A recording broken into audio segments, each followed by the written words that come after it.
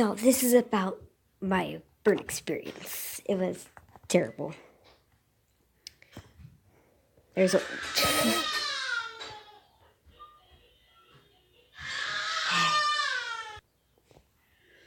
There, I fixed it.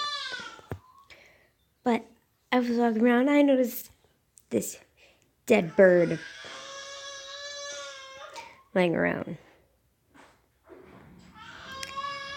And of course I turned around to look at the dead bird. Wondered, what now? Well, I got the idea. Well, I got an idea. My wonderful light bulb.